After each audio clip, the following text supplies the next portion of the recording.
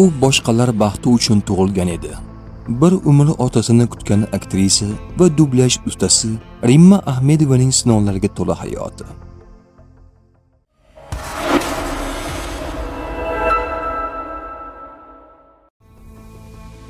Sahnada o'nlab unutilmas obrazlarni yaratgan, dublyaj san'atida minglab qahramonlarga ovoz bergan Rimma Ahmedovaning hayoti ham kino ssenariysini eslatadi. Urush tufayli otasi ulg'aygan, ketma-ket og'ir yo'qotishlarni boshdan kechirgan aktrisa barcha sinovlarga qaramay o'zbek teatr va kino san'atida o'chmas iz qoldirdi. Rimma Ahmedova 1942-yil 4-avgust sanasida Toshkent shahrida tug'ilgan. U oilada yolg'iz qiz bo'lgan.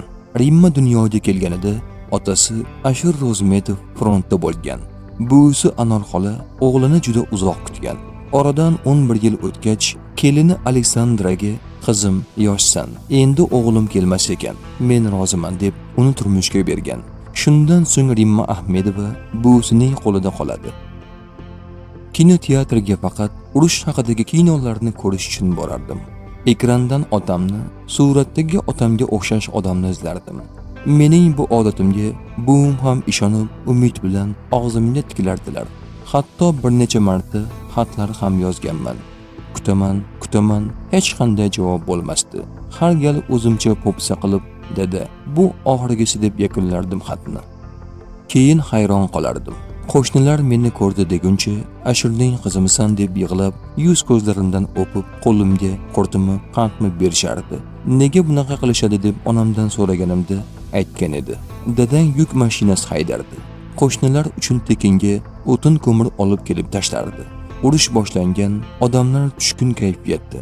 Biroz bo'lsa ham ko'ngillarni ko'tarish uchun qo'shnilarni uyga chaqirardi-da, dutor chertib qo'shiq aytardi. Dadam ham urushga ko'ngillilar safida jo'nagan ekanlar. Yana xafa bo'lganman. Demak, bizni o'z ixtiyorlari bilan tashlab ketgan ekanlar-da deb. Bo'lajak aktrisa maktabda o'qib yurgan vaqtlarda balet to'garagiga qatnagan. Keyinchalik yaqinlarining noroziligi sabab baletni tashlashga majbur bo'lgan. Rimma Ahmedova maktabni tamomlagach, Toshkent teatr va rassomchilik san'at oliygohining drama va kino aktyorligi bo'limida tahsil olgan. Oliygohdagi o'qishni yakunlash arafasida u bir oy ichida ham onasidan, ham boqib katta qilgan buvisidan ayrilgan. Bu yo'qotishlardan keyin u anchagacha o'ziga kela olmagan. Onamni ko'rgim kelardi. Borsam-u, bag'rida bir necha kun yotib kelsam, lekin buvim yolg'iz o'zimni hech qo'ymasdilar. Birga borib, yana birga qaytardik. O'gay ota qovog'ini uyib, bolamning dilini og'ritmasin degan o'y bilan meni ayaganlar. Bir kuni dona-dona qilib tushuntirdilar. "Rimma, chirog'im, onangni endi o'z hayoti, oilasi, bolalari bor. U qancha tinch yashasa, sen bilan menga shuncha yaxshi. Ha deb boraverib xalal berma." Shundan keyin tinchib qoldim. Lekin onam ham ko'p yashamadi. 20 yoshimda avval buvim, 20 kundan keyin 16-yanvarda onam olamdan o'tdi. Aktrisa o'z faoliyatini hozirgi O'zbek Milliy akademik drama teatrida boshlagan.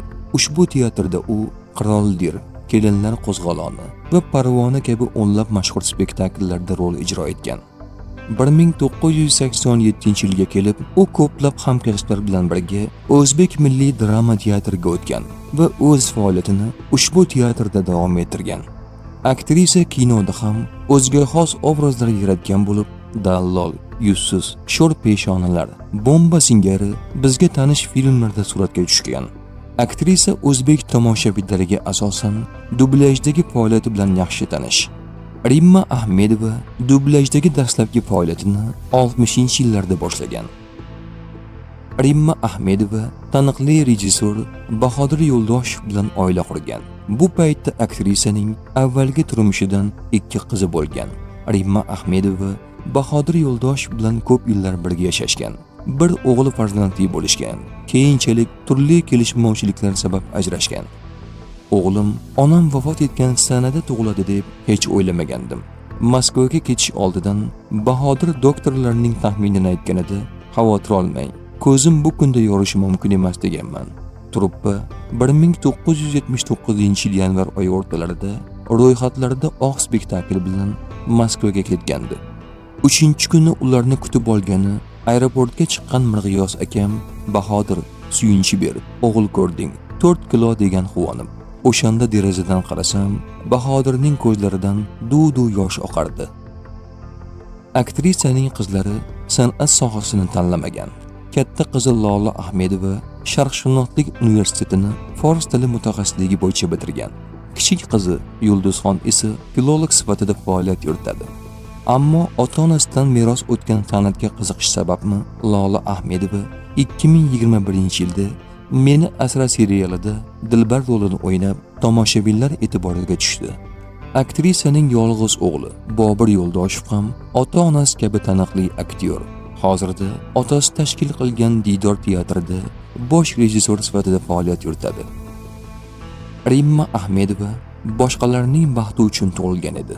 Aksar hollarda eri rejissor bo'lgan aktrisalar teatr repertuarini o'zining siyosatiga bo'ysuntiradi.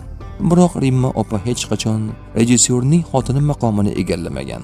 U uchun birinchi o'rinda Bahodirning manfaatlari turardi. Jarayonlardan o'zini chetga olardi. Truppada faqat onalik rolini o'ynardi. Aktyorlar dardini, sirini Rimma opaga aytardi. Otani chalg'itmaslik, uni ayash uchun bolalarning mayda-chuyda gaplarini yetkazmas, o'z navbatida ularning ham ko'nglini o'ksitmay, silab-siypab yarasiga malham izlardi. Haqiqiy Tereza ona edi. Teatr tarixida bunaqasi kam, albatta. Bu rol uni ruhan toliqtirardi. Jamoadagi muvozanatni ushlab turishda opaning avtoriteti ham katta rol o'ynardi. So'zi o'ziga mos tushadigan yaxlit odam edi. Notasi tugal musiqiy asarni eslatardi u. Umrining so'nggi yili og'ir betob, o'zini biroz yaxshi sezdi deguncha, farzandlarimni bezovta qilmay deb ism, familiyasi, uy manzili, telefon raqami yozilgan qog'ozchani yengiga qistirib, hech kimga bildirmay bozorga chiqib ketardi. Bolalar uyg'onganda hamma narsa tayyor turardi, deb eslaydi O'zbekistonda xizmat ko'rsatgan artist Dilorom Karimova. Rimma Ahmedova ko'krak saratoniga chalingach 1997-yilda faoliyatini butunlay yakunlashga majbur bo'ldi. Aktrisa ushbu og'ir xastalik sabab 2006-yili 13-noyabr kuni 64 yoshida olamdan o'tdi.